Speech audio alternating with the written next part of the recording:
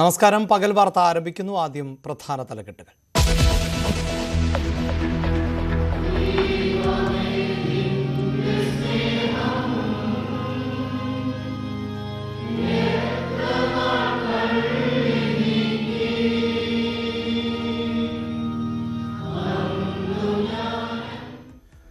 Easter ആഘോഷത്തിൽ വിശ്വാസികൾ. ഉയിർപ്പിന്റെ സ്മരണയിൽ ദേവാലയങ്ങളിൽ പ്രത്യേക പ്രാർത്ഥന. സമാധാനവും സന്തോഷവും ഉണ്ടാകട്ടെ എന്ന് മേജർ ആർച്ച് ബിഷപ്പ് മാർ റാഫേത്ത് തട്ടിൽ.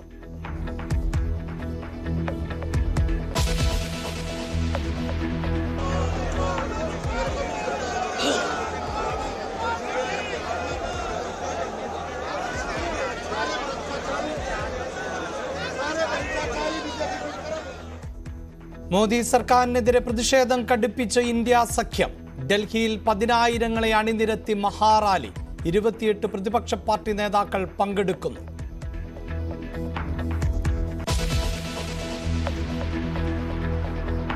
ഇഡിയെ കേന്ദ്ര സർക്കാർ വേട്ടപ്പട്ടിയാക്കി മാറ്റിയെന്ന് ബിനോയ് വിശ്വം. CPIയും കടുത്ത സാമ്പത്തിക പ്രതിസന്ധിയിൽ. വേണ്ട എന്ന് ആദ്യമായി പറഞ്ഞ പാർട്ടിയാണ് CPI. പക്ഷേ ജനങ്ങളെ ആശ്രയിച്ചുകൊണ്ട് ഞങ്ങൾ നേരിടും. ഞങ്ങളെപ്പോലത്തെ പാർട്ടിക്ക് താങ്ങാനാകാത്ത ഭാരമുണ്ട്, സാമ്പത്തിക ഭാരം. ആദായ നികുതി വകുപ്പിനെതിരെ കോൺഗ്രസ് സുപ്രീം കോടതിയിൽ. ഹർജി നാളെ പരിഗണിക്കും.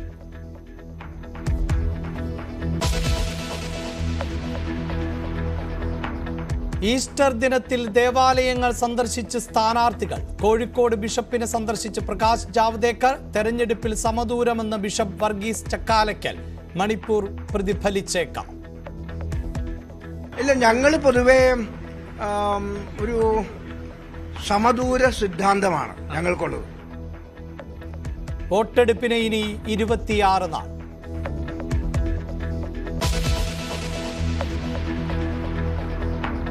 UP തൂത്തുവാരാൻ NDA. മീററ്റിൽ നരേന്ദ്രമോദിയുടെ മെഗാ റാലി. RLD അധ്യക്ഷൻ ജയന്ത് ചൗധരി വേദി പങ്കിടും.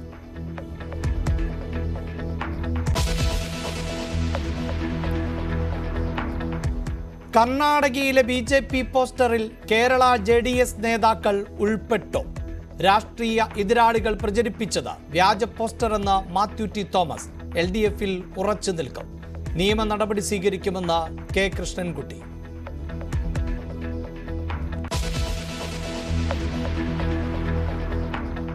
സിദ്ധാർത്ഥിന്റെ മരണത്തിൽ സർക്കാരിന് നേരെ രൂക്ഷ വിമർശനവുമായി അച്ഛൻ. മകന് നീതി ലഭിക്കാൻ ഏതറ്റം വരെയും പോകും. ആവശ്യമെങ്കിൽ ക്ലിഫ് ഹൗസിന് മുന്നിലേക്ക് സമരം നടത്തുമെന്നും ജയപ്രകാശ്.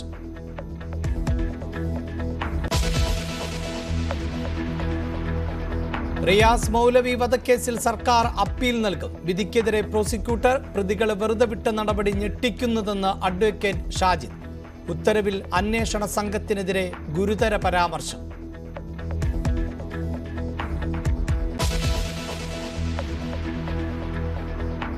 മലയാളികളുടെ ജീവിത ചെലവേറും. സംസ്ഥാനത്ത് പുതിയ നികുതി ഫീസ് നിരക്കുകൾ നാളെ മുതൽ പ്രാബല്യത്തിൽ. കെട്ടിട നികുതി 5% കൂടും. ചെക്ക് കേസിനും വിവാഹമോചന കേസിനും ഫീസ് ഉയരും.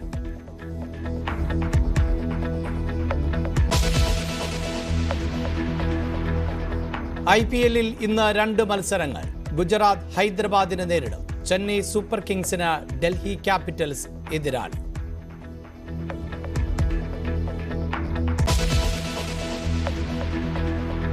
പ്രത്യാശയുടെ നിറവിൽ ലോകമെമ്പാടുമുള്ള ക്രൈസ്തവർ ഇന്ന് ഈസ്റ്റർ ആഘോഷിക്കുകയാണ്.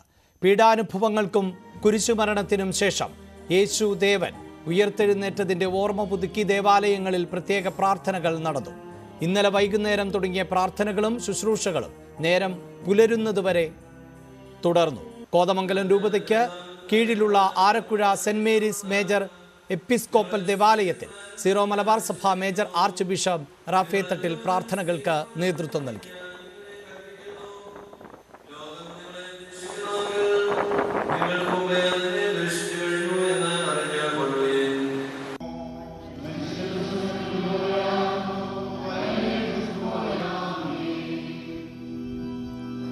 എറണാകുളം കരിങ്ങാച്ചിറ പള്ളിയിൽ നടന്ന ഉയിർപ്പ് ശുശ്രൂഷകൾക്ക് മലങ്കര മെത്രാപ്പോലീത്ത ജോസഫ് മാർ ഗ്രിഗോറിയോസ് മുഖ്യ കാർമ്മികത്വം വഹിച്ചു.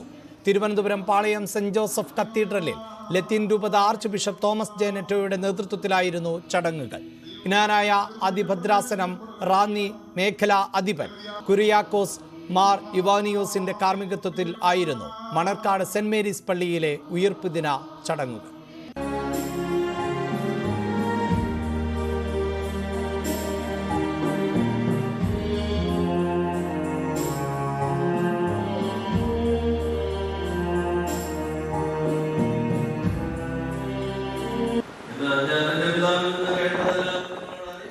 തിരുവനന്തപുരം പാറ്റൂർ ദേവാലയത്തിൽ നടന്ന ചടങ്ങുകളിൽ ഗവർണർ ആരിഫ് മുഹമ്മദ് ഖാനും പങ്കാളിയായി.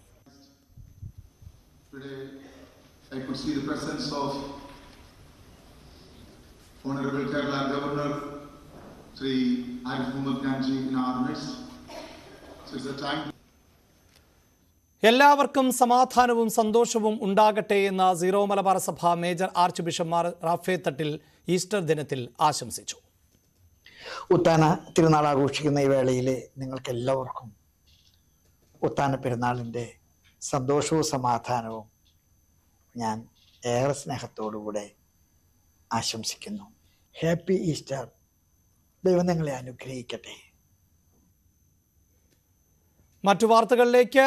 ലോക്സഭാ തെരഞ്ഞെടുപ്പിന്റെ പ്രചാരണ ചൂടിലാണ് സംസ്ഥാനം. വോട്ടെടുപ്പിന് ഇനി 26 ദിവസമാണ് ബാക്കിയുള്ളത്. ഈസ്റ്റർ ദിനമായ ഇന്ന് ദേവാലയങ്ങളും വീടുകളും കേന്ദ്രീകരിച്ചായിരുന്നു സ്ഥാനാർത്ഥികളുടെ പ്രചാരണം.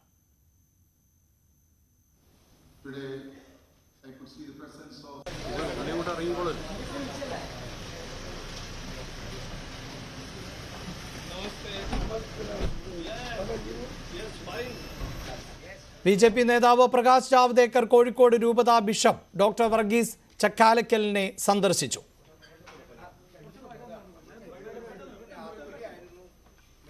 And we are blessed with Bishop Varghese advice, or more than importantly, the chat, his thought process, his deep knowledge. We are very much impressed and we are going with his blessings. തെരഞ്ഞെടുപ്പിൽ സമദൂരമെന്ന സന്ദർശന ശേഷം bishop doctor Varghese Chakkalakkal പറഞ്ഞു, പരമ്പരാഗത vote bank സങ്കല്പത്തിൽ ഇത്തവണ മാറ്റം ഉണ്ടാകാം. സ്ഥാനാർത്ഥികളെ നോക്കിയാകും വിശ്വാസികൾ വോട്ട് ചെയ്യുകയെന്നും ബിഷപ്പ് പറഞ്ഞു.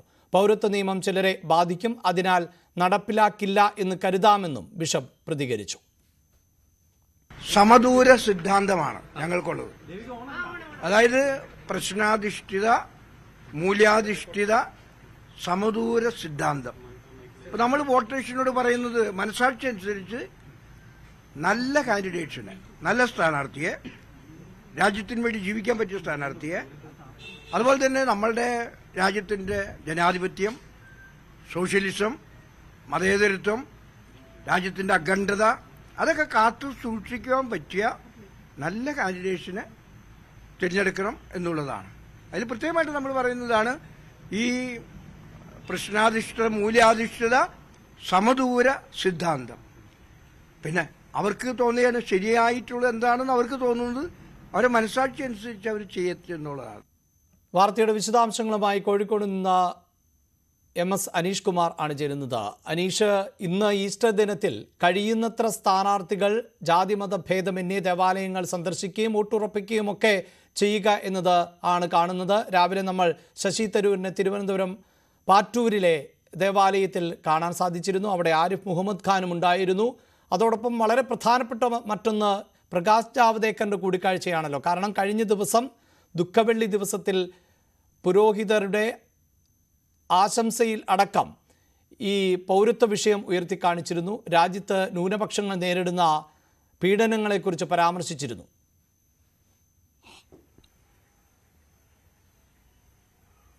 അഭിലാഷ്, തീർച്ചയായും ഇന്ന് കോഴിക്കോട് ലോക്സഭാ മണ്ഡലത്തിലെ NDA സ്ഥാനാർത്ഥി MT രമേശിനൊപ്പം ദേശീയ നേതാവായ നളിൻകുമാർ പട്ടേൽ, ജില്ലാ പ്രസിഡന്റ് എന്നിവർക്കൊപ്പമാണ് ഇന്ന് ബിഷപ്പ് ഹൗസിൽ ജാവ്ദേക്കർ എത്തിയത്. എന്തായാലും തികച്ചും സൗഹൃദമായ സന്ദർശനം എന്നാണ് അദ്ദേഹം പറയുന്നത്. ഈസ്റ്ററിന്റെ ദിനത്തിൽ ഈസ്റ്റർ ആശംസകൾ അദ്ദേഹത്തിന് നേരുക എന്നതിനപ്പുറം മറ്റൊരു രാഷ്ട്രീയ ലക്ഷ്യങ്ങളും ഇന്നത്തെ ഈ സന്ദർശനത്തിനില്ല. സ്ഥാനാർത്ഥിയുടെ ഒരു അഭ്യർത്ഥന പോലും, ഒരു നോട്ടീസ് പോലും ബിഷപ്പിന് നൽകിയിട്ടില്ല എന്നും അദ്ദേഹം പറയുന്നു. എന്തായാലും സൗഹൃദമായ സന്ദർശനം എന്നാണ് എന്നാണ് ബിഷപ്പും ഇതേക്കുറിച്ച് വിശദീകരിച്ചത്. പക്ഷേ മുൻകാലങ്ങളിൽ നിന്ന് വിഭിന്നമായി ഏതെങ്കിലും വോട്ട് ബാങ്കിനൊപ്പം ചേർന്ന് നിൽക്കുക അല്ലെങ്കിൽ സ്ഥിരമായി ഒരു വിഭാഗത്തിന് വോട്ട് ചെയ്യുക എന്നതിലപ്പുറം മൂല്യാധിഷ്ഠിത വ്യക്തിയാധിഷ്ഠിതമായ ഒരു വോട്ടിംഗ് പാറ്റേണിലേക്ക് സമുദായം മാറുന്നു അല്ലെങ്കിൽ സഭ മാറുന്നു എന്ന കൃത്യമായ സന്ദേശമാണ് അദ്ദേഹം നൽകിയത്. വ്യക്തികളെ നോക്കിയാവും സമുദായ അംഗങ്ങൾ വോട്ട് ചെയ്യുക എന്നും അദ്ദേഹം വ്യക്തമാക്കുന്നു. ഒപ്പം ഈ മോദിയുമായൊക്കെ ചില കാര്യങ്ങളിൽ അടുപ്പമുള്ള കാര്യങ്ങളുണ്ട്, ചില കാര്യങ്ങൾ വിയോജിപ്പുള്ള കാര്യങ്ങളുണ്ട്. പൗരത്വ നിയമത്തിലടക്കം കൃത്യമായ ഒരു നിഗമനത്തിൽ എത്താൻ ഇപ്പോഴും കഴിഞ്ഞിട്ടില്ല. ചില ആളുകൾ അത് അവരെ ദോഷകരമായി ബാധിക്കുന്നുവെന്ന് പറയുമ്പോൾ അത് നടപ്പാക്കില്ല എന്ന് കരുതുന്നു. മണിപ്പൂർ വിഷയത്തിലടക്കം ഒരു കൃത്യമായ നിലപാട് പ്രഖ്യാപിക്കാതെ നേരത്തെ അഭിലാഷ് സൂചിപ്പിച്ചതുപോലെ തന്നെ മറ്റു പല പുരോഹിതരും ഇക്കാര്യത്തിൽ സർക്കാരിനെ കേന്ദ്രത്തെ പൂർണ്ണമായും തള്ളിക്കൊണ്ടൊക്കെ രംഗത്തെത്തിയെങ്കിലും ഈ കോഴിക്കോട് ബിഷപ്പ് അതിന് തയ്യാറായിട്ടില്ല. അദ്ദേഹം കൃത്യമായ ഒരു നിലപാട് അക്കാര്യത്തിൽ പറയുന്നില്ല. പല ഭാഗത്തു നിന്നും പലതരത്തിലുള്ള ആശയങ്ങൾ, പല തരത്തിലുള്ള വ്യാഖ്യാനങ്ങൾ ഇതുമായി ബന്ധപ്പെട്ട് ഉണ്ടാകുന്നു എന്നാണ് അദ്ദേഹം പറയുകയും ചെയ്യുന്നത്. എന്തായാലും നേരത്തെ ഡൽഹിയിൽ പോയി ബിഷപ്പ് പ്രധാനമന്ത്രിയുമായി അടക്കം കൂടിക്കാഴ്ച നടത്തുകയും അദ്ദേഹവുമായി ആശയവിനിമയം നടത്തുകയൊക്കെ ചെയ്ത ആൾ കൂടിയാണ് അഭിലാഷ്. വാർത്തയുടെ വിശദാംശങ്ങളാണ് കോഴിക്കോട് നിന്ന് MS അനീഷ് കുമാർ നൽകിയത്. പ്രധാനമന്ത്രി നരേന്ദ്രമോദിക്കും കേന്ദ്ര സർക്കാരിനുമെതിരെ ഇന്ത്യ സഖ്യത്തിന്റെ മഹാറാലി ഡൽഹിയിൽ തുടരുകയാണ്. ജനാധിപത്യം സംരക്ഷിക്കുക എന്ന മുദ്രാവാക്യം ഉയർത്തി രാംലീല മൈതാനിയിലാണ് റാലി. ഇപ്പോൾ അരവിന്ദ് കെജ്രിവാളിന്റെ ഭാര്യ അദ്ദേഹത്തിന്റെ സന്ദേശം ഈ മഹാറാലിയിൽ വായിക്കുകയാണ്. തത്സമയ ദൃശ്യങ്ങളിലേക്ക്. देश के हर व्यक्ति के लिए शानदार और फ्री इलाज की व्यवस्था करेंगे। मंजूर है। 5वीं, किसानों को स्वामीनाथन आयोग के मुताबिक सही फसलों पर MSP निर्धारित करके उनको फसलों के पूरे दाम दिलवाएंगे। मंजूर है। 6ठी, दिल्ली के लोगों ने 75 साल से अन्याय सहा है। देश के अन्य राज्यों की तरह अपेक्षा उनके अधिकार बहुत कम है। उनकी चुनी हुई सरकार पंगु है। ये अन्याय हम समाप्त करेंगे। दिल्ली वासियों को उनका हक दिलाएंगे। दिल्ली को पूर्ण राज्य का दर्जा दिलवाएंगे। मंजूर है। मैं आज ये ऐलान करने के लिए अपने सभी इंडिया गठबंधन के साथियों से माफी मांगता हूं, क्योंकि ये ऐलान करने के पहले मैंने उनसे उनकी अनुमति या सहमति नहीं ली। जेल में हूं, इसलिए सहमति लेना संभव नहीं था। उम्मीद करता हूं कि किसी को इस पर आपत्ति नहीं होगी। ये सभी 6 गारंटी हम 5 साल में पूरी करेंगे। इसका पैसा कहां से आएगा, इसकी पूरी प्लानिंग कर ली है। मैं यहां जेल में स्वस्थ हूं, पूरी ऊर्जा से भरा हूं। इस गिरफ्तारी ने मेरे हौसलों को और मजबूत किया है। आपकी दुआएं और आशीर्वाद मुझे लगातार मिल रहे हैं। ऊपर वाला मेरे साथ है। जल्द बाहर आकर आपसे मिलता हूं। आपका अरविंद।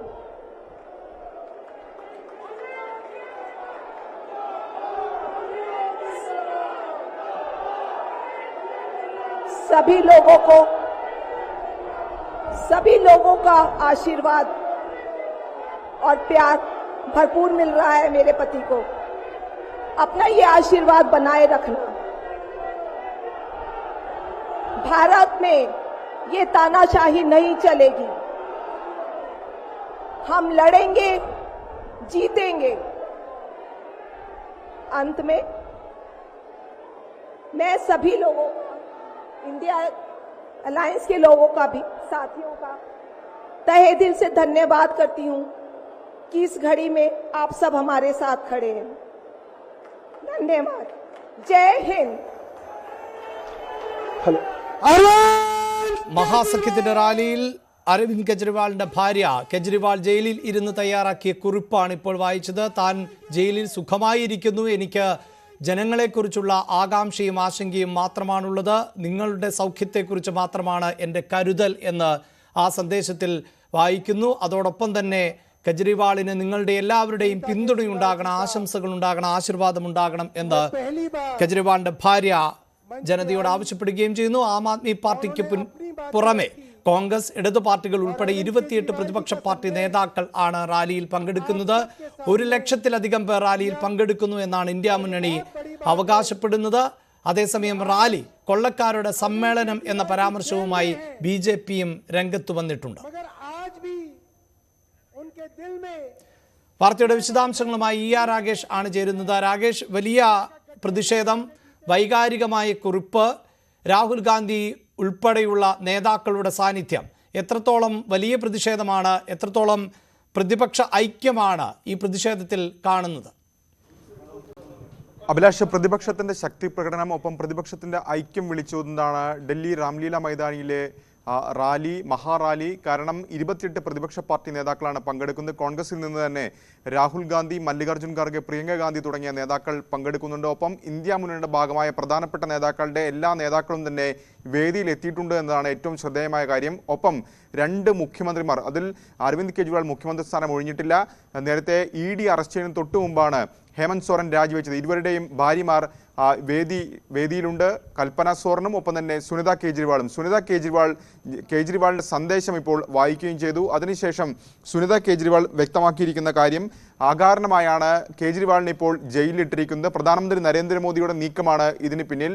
മാത്രവുമല്ല BJP പറയുന്നത് കേജ്രിവാൾ ജയിലിലാണ്. അപ്പോൾ കേജ്രിവാൾ രാജിവെക്കണമെന്നൊരു ആവശ്യമാണ് BJP മുന്നോട്ട് വെക്കേണ്ടതുണ്ട്. അങ്ങനെ രാജിവെക്കേണ്ടതുണ്ടോ എന്ന് ജനക്കൂട്ടത്തോട് സുനിത കേജ്രിവാൾ ചോദിച്ചു. എന്നാൽ ജനക്കൂട്ടത്തിന് മറുപടി രാജിവെക്കേണ്ടതില്ല എന്നായിരുന്നു. ആർപ്പ് വിളികളോടുകൂടിയാണ് ജനക്കൂട്ടം അത് സ്വീകരിക്കുകയും ചെയ്തത്. അപ്പോൾ ഏറെ നാൾ ഇത്തരത്തിൽ ജയിലിടാൻ കഴിയില്ല, കേജ്രിവാൾ തിരിച്ചു വരിക തന്നെ ചെയ്യുമെന്നിപ്പോൾ സുനിത കേജ്രിവാൾ വ്യക്തമാക്കുകയും ചെയ്തിട്ടുണ്ട്. ഏതായാലും പ്രധാനപ്പെട്ട നേതാക്കളൊക്കെ സംസാരിക്കും. അല്പം മുമ്പ് സംസാരിച്ച PDP നേതാവ് മെഹബൂബ് മുഫ്തി വ്യക്തമാക്കിയത്, രാജ്യത്തെ ഇത്തരത്തിൽ പ്രതിപക്ഷ നേതാക്കളെ ജയിലിൽ വിട്ടുകൊണ്ട് ഒരു തെരഞ്ഞെടുപ്പ് നടത്താനാണ് നരേന്ദ്രമോദി സർക്കാർ നീക്കം നടത്തുന്നത് എന്നായിരുന്നു. ഒപ്പം തന്നെ അഴിമതി നിറഞ്ഞ രാജ്യം കണ്ടതിൽ തന്നെ ഏറ്റവും വലിയ അഴിമതി നിറഞ്ഞ സർക്കാരാണ് ഇപ്പോൾ കേന്ദ്രം ഭരിച്ചുകൊണ്ടിരിക്കുന്നത് എന്ന വിമർശനം കൂടി മെഹബൂബ് മുഫ്തിയുടെ ഭാഗത്തുനിന്നുണ്ടായി. അത്തരത്തിൽ അഴിമതി നടത്തുന്ന സർക്കാരാണെന്ന് ശിവസേന നേതാവ് ഉദ്ധവ് താക്കറെയും വ്യക്തമാക്കുകയും ചെയ്തിട്ടുണ്ട്. ഏതായാലും വലിയ വിമർശനം കേന്ദ്രത്തിനെതിരെ ഉന്നയിക്കുന്നു. ഇത്തരത്തിലൊരു പ്രതിപക്ഷ ഐക്യത്തിന്റെ പ്രകടമായ ഒരു വേദിയായി മാറിയിരിക്കുകയാണ് ഇപ്പോൾ രാംലീല മൈതാനം. അഭിലാഷ്, അതിശക്തമായ പ്രതിഷേധത്തിന് രാംലീല മൈതാനം സാക്ഷ്യം വഹിക്കുകയാണ്. ഒരു പക്ഷേ പകൽ വാർത്ത അവസാനിക്കുന്നതിന് മുമ്പ് തന്നെ മറ്റു പ്രമുഖർ ആയിട്ടുള്ളവർ, രാഹുൽ ഗാന്ധി ഉൾപ്പെടെ ഉള്ളവർ ഈ വേദിയിൽ സംസാരിക്കുകയും ചെയ്യും. അതേസമയം പ്രധാനമന്ത്രി നരേന്ദ്രമോദിയുടെ ഉത്തർപ്രദേശിലെ ആദ്യ റാലി ഇന്ന് മീററ്റിലാണ് ആദ്യ റാലി. വാർത്തയുടെ വിശദാംശങ്ങളുമായി ER രാഗേഷ് ചേരുന്നുണ്ട്. രാഗേഷ്, ഇത് കൊള്ളക്കാരുടെ സമ്മേളനം എന്ന് BJPയുടെ ഭാഗത്ത് നിന്ന് പരാമർശം ഉണ്ടാകുന്നുണ്ട്. അതിനിടയിലാണ് റാലി നടക്കാൻ പോകുന്നത്. തീർച്ചയായും UP തന്നെയാണ് ഫോക്കസ്. അയോധ്യ പോലുള്ള വിഷയങ്ങളാണ് പ്രധാനമെങ്കിലും ഇത്തരം വിഷയങ്ങളിലും രാഷ്ട്രീയമായ മറുപടി പ്രധാനമന്ത്രിയുടെ ഭാഗത്ത് നിന്ന് ഈ റാലിയിൽ പ്രതീക്ഷിക്കേണ്ടതല്ലേ?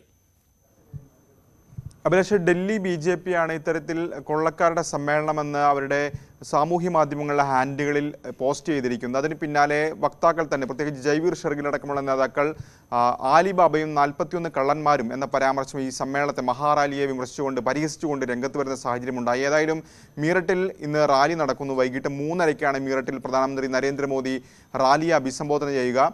UPയിലെ തെരഞ്ഞെടുപ്പ് പ്രചാരണത്തിനും ഇതോടുകൂടി തുടക്കം കുറിക്കുകയാണ്. പ്രത്യേകിച്ച് ഇന്ന് പശ്ചിമ യുപിയുടെ ഭാഗമാണ് മീററ്റ്. പശ്ചിമ യുപിയിൽ BJP കഴിഞ്ഞ 2 തെരഞ്ഞെടുപ്പുകളിലും വലിയ നേട്ടങ്ങൾ ഉണ്ടാക്കിയതാണ്. പ്രത്യേകിച്ച് ജാട്ടുകൾക്ക് വലിയ ഭൂരിപക്ഷമുണ്ട്. മുസഫർ നഗർ കലാപത്തിനൊക്കെ ശേഷം ജാട്ടുകൾ BJPക്ക് ഒപ്പം നിൽക്കുന്ന സാഹചര്യമാണ് ഉണ്ടായത്. ഇത്തവണ RLD കൂടി അവരുടെ സഖ്യത്തിന്റെ ഭാഗമാകുന്നത് BJPക്ക് പ്രതീക്ഷ കൂടുതൽ നൽകുന്നുണ്ട്. RLD നേതാവ് ജയൻ ചൗധരിയും ഇന്ന് വേദി പങ്കിടും. ഇന്ന് പ്രധാനമന്ത്രി എന്തു പറയും എന്നതാണ് ഏറ്റവും ശ്രദ്ധേയമായ കാര്യം. പ്രത്യേകിച്ച് ഡൽഹിയിൽ ഇത്തരത്തിൽ പ്രതിപക്ഷത്തിൻ്റെ റാലി നടക്കുമ്പോൾ അതിനെതിരെയുള്ള പരാമർശങ്ങൾ പ്രധാനമന്ത്രിയുടെ ഭാഗത്തുണ്ടാവും. പ്രത്യേകിച്ച് പാർട്ടി വക്താക്കൾ തന്നെ ഇത്തരം കടുത്ത വിമർശനം ഉന്നയിക്കുന്ന ഈ ഘട്ടത്തിൽ ഒപ്പം ദേശീയ തലത്തിലെ ചില വിഷയങ്ങൾ കൂടി പ്രധാനമന്ത്രി പരാമർശിച്ചേക്കാം. തമിഴ്നാട്ടിലെ പ്രത്യേകിച്ച് കച്ചിത്തീവുമായി ബന്ധപ്പെട്ടുകൊണ്ട് വന്നിട്ടുള്ള വിവരാവകാശ രേഖയുമായി ബന്ധപ്പെട്ടൊരു പരാമർശം കൂടി പ്രധാനമന്ത്രിയുടെ ഭാഗത്തുനിന്ന് ഉണ്ടാകും എന്നൊരു പ്രതീക്ഷയാണ് ഇപ്പോൾ ഉള്ളത്. അഭിലാഷ്, വാർത്തയുടെ വിശദാംശങ്ങൾ ആണ് ER രാഗേഷ് പങ്കുവച്ചത്. കൂടുതൽ തെരഞ്ഞെടുപ്പ് വാർത്തകളിലേക്ക് പിന്നീട് വരാം. റിയാസ് മൗലവി വധക്കേസിലെ പ്രതികളെ വെറുതെ വിട്ട വിചാരണ കോടതി ഉത്തരവിനെതിരെ അപ്പീൽ നൽകുമെന്ന് പ്രോസിക്യൂഷൻ. ഉത്തരവിൽ പിഴവുണ്ട്. പ്രതിഭാഗം പോലും ഉന്നയിക്കാത്ത കാര്യങ്ങളാണ് കോടതി ഉത്തരവിൽ പറഞ്ഞിരിക്കുന്നത്. കൃത്യമായി തെളിവുകൾ ഹാജരാക്കിയിട്ടും അതൊന്നും പരിഗണിക്കപ്പെട്ടിട്ടില്ല എന്നും special public prosecutor T Shajid news 18 പറഞ്ഞു. കാസർഗോഡ് റിയാസ് മൗലവി കേസിൽ വലിയ തിരിച്ചടിയാണ് പ്രോസിക്യൂഷൻ ഉണ്ടായിരിക്കുന്നത്. പ്രതികളെ മുഴുവൻ വെറുതെ വിട്ട കോടതി രൂക്ഷമായ വിമർശനങ്ങളും അന്വേഷണ സംഘത്തിനും പ്രോസിക്യൂഷനുമെതിരെ ഉന്നയിച്ചിരിക്കുന്നു. കേസിലെ സ്പെഷ്യൽ പ്രോസിക്യൂട്ടർ ശ്രീ ഷാജിദ് നമ്മോടൊപ്പം ഉണ്ട്. ഇത്തരമൊരു വിധി പ്രതീക്ഷിച്ചതാണ്.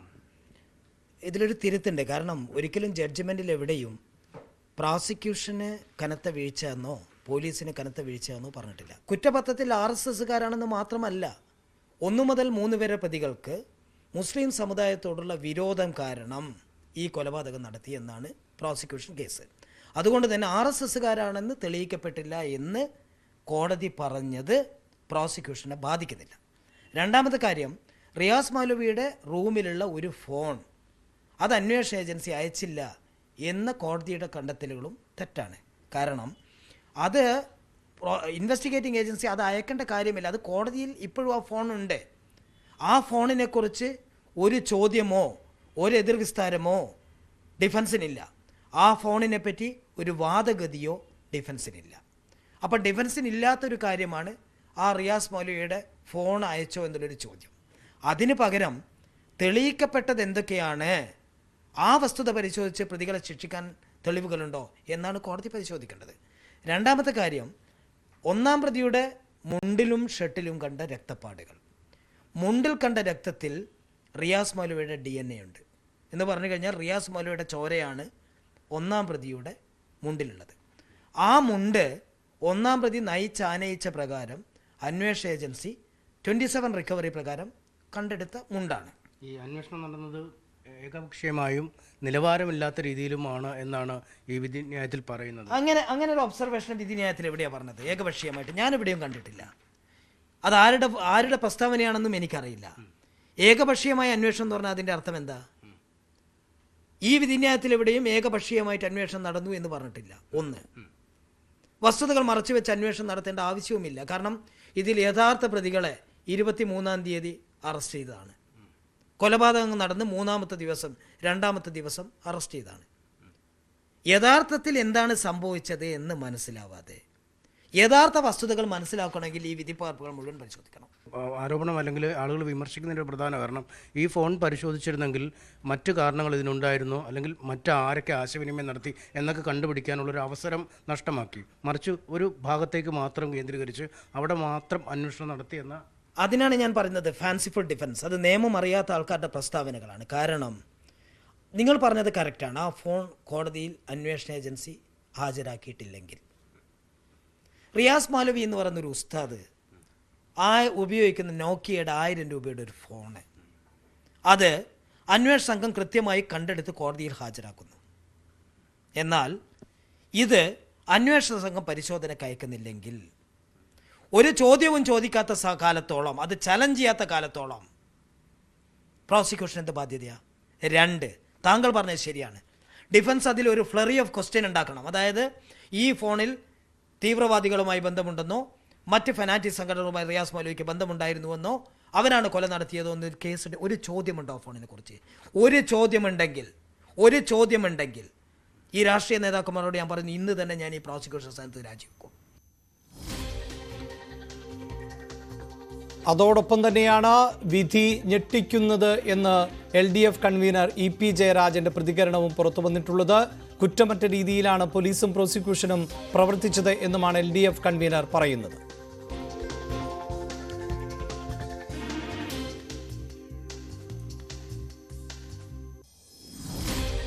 യഥാർത്ഥത്തിൽ കോടതി അതിന്റെ അതിർവരമ്പുകൾ ലംഘിക്കപ്പെട്ടതായിട്ടാണ് എനിക്ക് തോന്നുന്നത്. നമ്മൾ ഒരുപാട് വിധികളും പ്രസ്താവനകളും ഒക്കെ കേട്ടിട്ടുണ്ട്. പക്ഷെ ഈ തരത്തിൽ ഒരു വിധി പ്രഖ്യാപിച്ചതിന് ശേഷം അതിന്റെ വിശദീകരണം പത്രക്കാരിൽ പ്രസിദ്ധീകരിച്ചതായി കാണുന്നുണ്ട്. ആ കേസ് സംബന്ധിച്ച് വല്ലാത്തൊരു ഉത്കണ്ഠയും ഭയവുമാണ് ഈ കാസർഗോഡ് പ്രദേശങ്ങളിലെല്ലാം ജനങ്ങളിൽ ഉണ്ടായിട്ടുള്ളത്. അതുകൊണ്ടത് വളരെ ദൗർഭാഗ്യകരമായ ഒരു സംഭവമായിട്ടാണ് കാണുന്നത്. ആ കേസിന്റെ കാര്യങ്ങൾ ആകെ നിരീക്ഷിക്കുന്ന ഒരാൾ, അവർക്ക് കൂടുതൽ സംശയങ്ങൾ ബലപ്പെടാനിടയാകും. അതുകൊണ്ട് തന്നെ ആ കേസ് അപ്പീൽ കൊടുക്കേണ്ടതുണ്ട്. അപ്പീൽ കൊടുക്കണം. അതിന്റെ നടപടികൾ പ്രൊസീഡ് ചെയ്യേണ്ടതായിട്ടുണ്ട്. കൊലപാതകം നടന്നത് ഉത്തർപ്രദേശിലല്ല, പിണറായി വിജയൻ ഭരിക്കുന്ന കേരളത്തിലാണ് എന്നും കേസിൽ സർക്കാർ വേണ്ടത്ര താൽപര്യം കാണിച്ചില്ല എന്നും കാസർകോട്ടെ UDF സ്ഥാനാർത്ഥിയും MP-യുമായ രാജ്മോഹൻ ഉണ്ണിത്താൻ വിമർശിച്ചു. കോടതിയാണല്ലോ പറഞ്ഞത് നിരുത്തരവാദപരമായ അന്വേഷണമാണ് നടന്നിരിക്കുന്നതെന്ന്. കോടതി പറയുന്നതിനപ്പുറം ഇല്ലല്ലോ. സെഷൻസ് കോടതി തന്നെ പറഞ്ഞു പോലീസ് വേണ്ടത്ര തെളിവുകൾ ശേഖരിച്ചിട്ടില്ല. പ്രോസിക്യൂഷൻ ഇതിപ്പോൾ സുപ്രീം കോടതിയിൽ ഒരു വിധിയുണ്ട്. അപ്പോൾ ഒരു കൊലപാതകം നടന്നാൽ അതിനൊരു കാരണം വേണമല്ലോ. ആ കാരണം സ്ഥാപിക്കുമ്പോഴാണ് കുറ്റവാളികൾ ശിക്ഷിക്കപ്പെടുന്നത്. മൗലവിയോട് ആർക്കും വ്യക്തിവിരോധമില്ല. അപ്പോൾ സ്വാഭാവികമായി ഈ കൊലപാതകം നടത്തണമെന്നൊരു കാരണമുണ്ട്. ആ കാരണമാണ് നമുക്ക് കണ്ടുപിടിക്കപ്പെടേണ്ടത്. അതാണ് സുപ്രീം കോടതിയിൽ വിധി വന്നിരിക്കുന്നത്. ആ വിധിയിൽ സുപ്രീം കോടതി പറഞ്ഞിരിക്കുന്നത് മോട്ടീവ് എന്താണ്, ഇതിൻ്റെ മോട്ടീവ് എന്താണെന്ന് സ്ഥാപിക്കാൻ പോലീസിന് കഴിഞ്ഞിട്ടില്ല. മോട്ടീവ് എന്താണെന്ന് സുപ്രീം കോടതി ചോദിച്ചു. മോട്ടീവ് പ്രൂവ് ചെയ്താൽ പ്രതികൾ ശിക്ഷിക്കപ്പെടും. ഇവിടെ പോലീസിൻ്റെ അന്വേഷണത്തിൽ മോട്ടീവ് തെളിയിക്കപ്പെട്ടിട്ടില്ല. പ്രോസിക്യൂഷൻ ആ മോട്ടീവ് സ്ഥാപിച്ചെടുക്കാൻ പരാജയപ്പെട്ടു. അപ്പോൾ ഇത് രണ്ടും പരസ്പര പൂരകമാണ്. കേരളം ഭരിക്കുന്ന പിണറായി വിജയൻ, പോലീസ് പിണറായി വിജയൻ്റെ, പ്രോസിക്യൂട്ടർ നിയമിക്കുന്ന കേരള ഗവൺമെൻറ്. അപ്പോൾ ഇതെല്ലാം തമ്മിൽ പരസ്പര പൂരകമാണ്. അതാണ് അതിനകത്ത് വളരെ വ്യക്തമായി സുപ്രീം കോടതി പറഞ്ഞിരിക്കുന്നത്. ഈ പറയപ്പെടുന്ന മോട്ടീവ് പ്രൂവ് ചെയ്യണം. മോട്ടീവ് പ്രൂവ് ചെയ്തില്ലെങ്കിൽ കൺവിക്ഷൻ ഉണ്ടാവില്ല. വയനാട് പൂക്കോട് വെറ്റിനറി സർവകലാശാല വിദ്യാർത്ഥി സിദ്ധാർത്ഥിന്റെ മരണം CBI അന്വേഷിക്കുന്നത് അട്ടിമറിക്കാൻ സർക്കാർ ശ്രമിക്കുന്നുവെന്ന ആരോപണവുമായി കുടുംബം. ആഭ്യന്തര സെക്രട്ടറിയാണ് വീഴ്ച വരുത്തിയതെന്നും വീഴ്ചയിൽ മുഖ്യമന്ത്രിക്കും ഉത്തരവാദിത്വം ഉണ്ട് എന്നും അച്ഛൻ ജയപ്രകാശ് ആരോപിച്ചു. ക്ലിഫ് ഹൗസിന് മുന്നിൽ സമരം നടത്തും. SFI സംസ്ഥാന സെക്രട്ടറി PM ആർഷോയെ പ്രതി ചേർക്കണമെന്നും ജയപ്രകാശ് ആവശ്യപ്പെട്ടു. സംസ്ഥാന സർക്കാരിനെതിരെ ഗുരുതര ആരോപണമാണ് സിദ്ധാർത്ഥിന്റെ പിതാവ് ഉന്നയിക്കുന്നത്. സംസ്ഥാന സർക്കാർ ചതിച്ചു എന്നൊരു വാക്ക് അദ്ദേഹം ഉപയോഗിക്കുന്നു. CBI അന്വേഷണം പ്രഖ്യാപിച്ചെങ്കിലും അപ്പോഴേക്കും സംസ്ഥാന പോലീസിന്റെ അന്വേഷണം നിശ്ചലമായി. ഇത് ഇങ്ങനെ മരവിച്ചതിന് പിന്നിൽ ഗൂഢാലോചനയുണ്ടെന്ന ആരോപണം നേരത്തെയും കുടുംബം ഉന്നയിച്ചതാണ്. കുറ്റക്കാരായിട്ടുള്ള പെൺകുട്ടികളെ അറസ്റ്റ് ചെയ്തിട്ടില്ല. ഇതിൽ കാരണക്കാരായ ഒരു പെൺകുട്ടി ഉണ്ടായിരുന്നു. ഗൂഢാലോചനയിൽ കൂടെ വന്ന പെൺകുട്ടി അറസ്റ്റ് ചെയ്തിട്ടില്ല. പിന്നെ അക്ഷയ് എന്ന് പറഞ്ഞ ഏറ്റവും വലിയ ക്രിമിനൽ, MM മണി സംരക്ഷിക്കുന്ന ക്രിമിനൽ, അവനെ അറസ്റ്റ് ചെയ്തിട്ടില്ല. ഇതൊന്നും ചെയ്തിട്ടില്ല. പോലീസ് കേസ് അന്വേഷിച്ചു. ഇത് CBI കേസ് ഏറ്റെടുത്തിട്ടില്ല. പോലീസ് കേസും മതിയാക്കി വെച്ചു. അത് എന്തുകൊണ്ട് മതിയാക്കി വെച്ചു, അല്ലെങ്കിൽ ഇവരെ എന്തുകൊണ്ട് അറസ്റ്റ് ചെയ്തിട്ടില്ല എന്ന് വിചാരിച്ചിട്ട് എന്നും ചോദിച്ചിട്ട് എനിക്ക് നാളെ മുതൽ ക്ലിഫ് ഹൗസിലോട്ട് ഞാൻ ഉറപ്പായിട്ട് ഒരു സമരത്തിന് വേണ്ടി പ്ലാൻ ചെയ്തിരുന്നതാണ്. എന്ന് പറഞ്ഞാൽ ഇന്ന് 41 കഴിഞ്ഞിട്ട്, ചടങ്ങ് കഴിഞ്ഞിട്ട് ഞാനും എൻ്റെ കുടുംബവും. പക്ഷേ എൻ്റെ വൈഫ് ഇതുവരേക്കും അതിൽ നിന്ന് റിക്കവർ ആയിട്ടില്ല. ഇന്ന് എന്നെ ബോധം കെട്ട് വീണു. കേസ് അട്ടിമറിച്ചു. ആദ്യത്തെ കേസ് അട്ടിമറിച്ചെന്ന് പറഞ്ഞാൽ പോലീസ് കേസ് ആദ്യമേ അട്ടിമറിച്ചു. എല്ലാവരും സഹായിക്കാൻ ആഭ്യന്തരമന്ത്രി എന്നുള്ള രീതിയിൽ അട്ടിമറിച്ചു. രണ്ടാമത് എനിക്ക് CBI അന്വേഷണം ശരി ഇപ്പോഴും തന്നെ തരാം എന്ന് പറഞ്ഞിട്ട് ഒരു 10-20 ദിവസം എന്നെ പറഞ്ഞു പറ്റിച്ചു.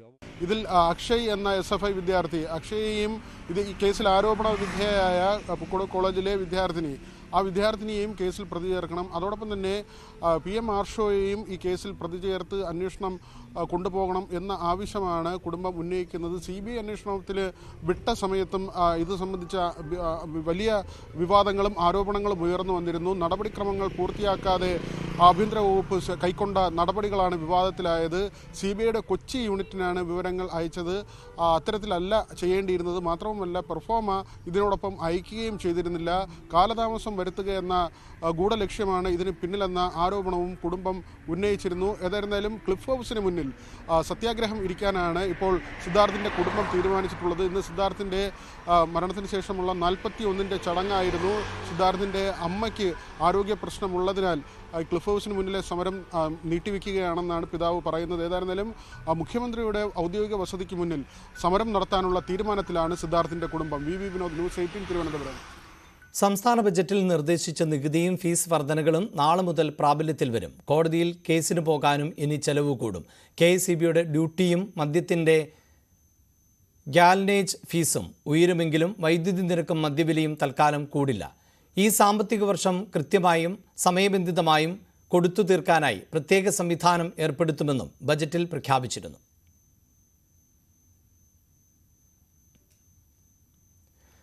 കോട്ടയം മെഡിക്കൽ കോളേജിന് എതിർവശത്തെ കടകളിൽ വൻ തീപിടുത്തം. രാവിലെ 9:30 തീപിടുത്തമുണ്ടായത്. 6 കടകളിലാണ് തീപിടുത്തമുണ്ടായത്.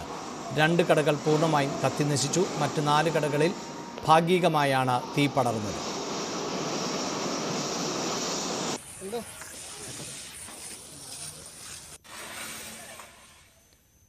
കോട്ടയത്ത് നിന്ന് എത്തിയ ഫയർഫോഴ്സ് യൂണിറ്റുകൾ ഏറെ നേരം പണിപ്പെട്ടാണ് തീ അണച്ചത്. പോലീസും നാട്ടുകാരും രക്ഷാപ്രവർത്തനത്തിൽ പങ്കാളികളായി. ലക്ഷക്കണക്കിന് രൂപയുടെ നാശനഷ്ടം ഉണ്ടായതായാണ് പ്രാഥമിക വിലയിരുത്തൽ. തീപിടുത്തത്തിൽ ആർക്കും പരിക്കേറ്റിട്ടില്ല. ഷോർട്ട് സർക്യൂട്ട് മൂലമാണ് അപകടം ഉണ്ടായത് എന്നാണ് പ്രാഥമിക നിഗമനം. രാജ്യം തെരഞ്ഞെടുപ്പ് ചൂടിൽ.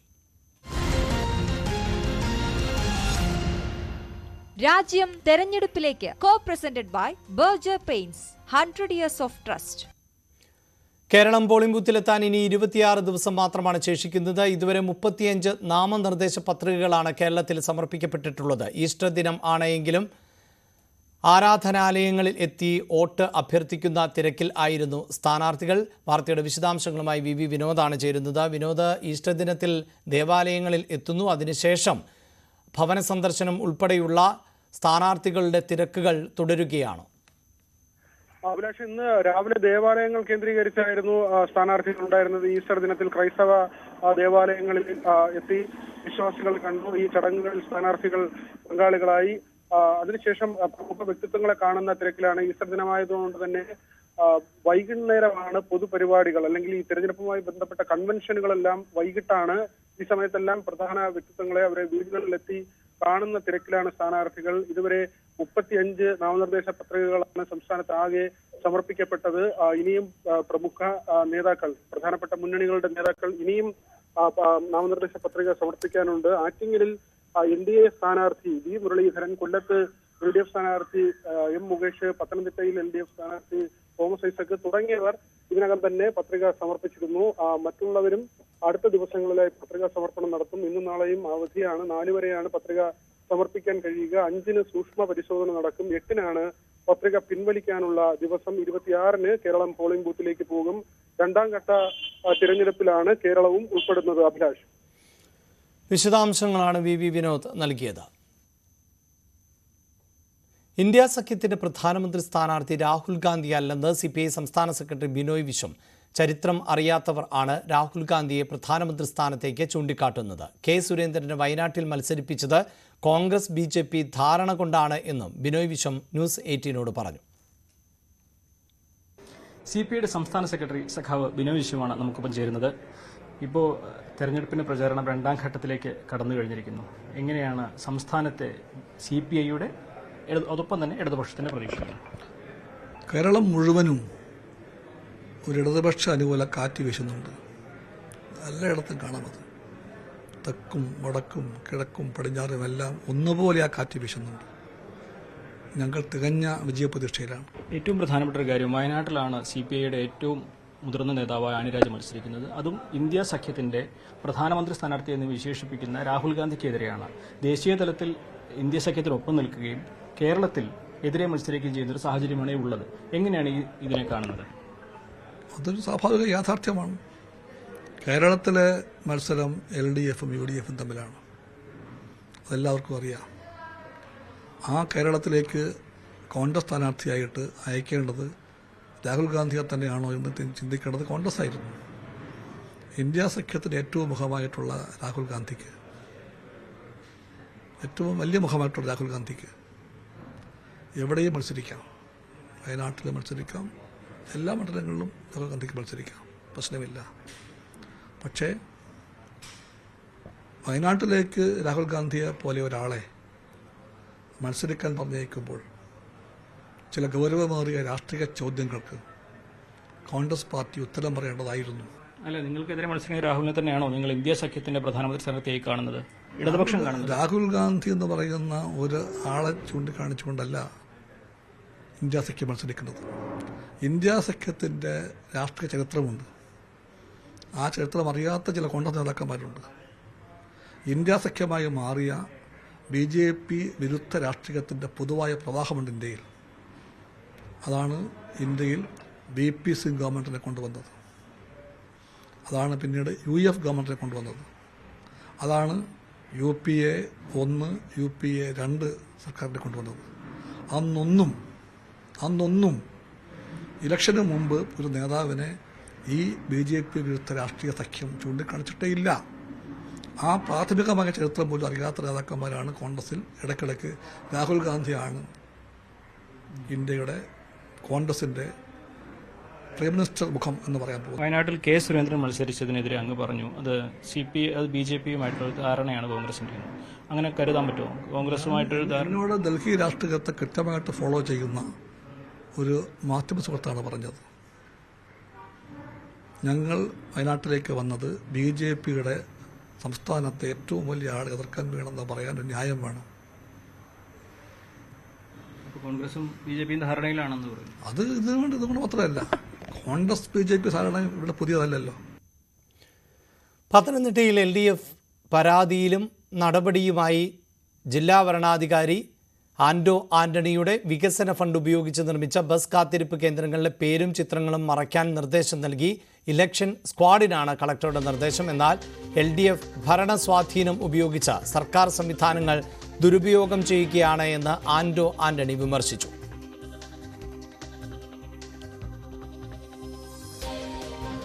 അല്ല, ഇത്തരമുള്ള പരാതികളൊക്കെ ഒരു പരാജയ ഭീതിയിൽ നിന്നുണ്ടാകുന്ന ഞാൻ ഈ വെയിറ്റിംഗ് ഷെഡുകൾ നാട്ടിലെ ഏറ്റവും സാധാരണക്കാരായ ആളുകൾക്ക് വേണ്ടി ചെയ്തിരിക്കുന്നു. സ്വന്തമായി വാഹനമില്ലാത്ത പബ്ലിക് ട്രാൻസ്പോർട്ടിനെ ആശ്രയിക്കുന്ന മഞ്ഞും മഴയും വെയിലും ഒക്കെ കൊണ്ട് വഴിയിൽ നിൽക്കുന്ന ആളുകൾക്ക് വേണ്ടിയാണ് ഈ വെയിറ്റിംഗ് ഷെഡ് നിർമ്മിച്ചത്. നിയമവിരുദ്ധമായിട്ടൊന്നുമില്ല.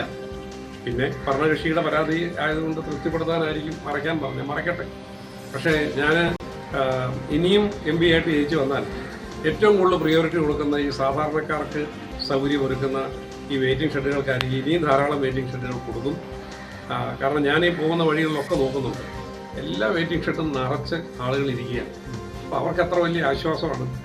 അപ്പം ഇത്തരം ചെറിയ കാര്യങ്ങൾ കൊണ്ട് ഇപ്പം എന്നെപ്പോലൊരു സ്ഥാനാർത്ഥിയെ ബുദ്ധിമുട്ടിക്കാമെന്ന് ആഗ്രഹിക്കുന്നതെങ്കിൽ എനിക്കൊരു ബുദ്ധിമുട്ടുമില്ല. ഞാൻ ജനങ്ങളിൽ ആശ്രയിച്ചും ജനങ്ങളിൽ വിശ്വസിച്ച് ജനങ്ങളുടെ പിന്തുണയിൽ മാത്രം നിൽക്കുന്ന ഒരു സ്ഥാനാർത്ഥിയാണ്. അതുകൊണ്ട് ഞാനിതിനെ ഗൗരവമായിട്ട് എടുക്കുന്നതേയില്ല.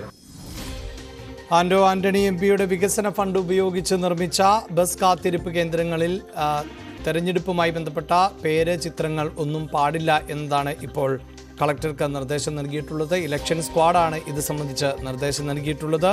അതേസമയം LDF ഭരണസ്വാധീനം ഉപയോഗിച്ചുകൊണ്ട് സർക്കാർ സംവിധാനങ്ങളെ ദുരുപയോഗം ചെയ്യുന്നു എന്ന വിമർശനം ആണ് ആന്റോ ആന്റണി ഉന്നയിക്കുന്നത്.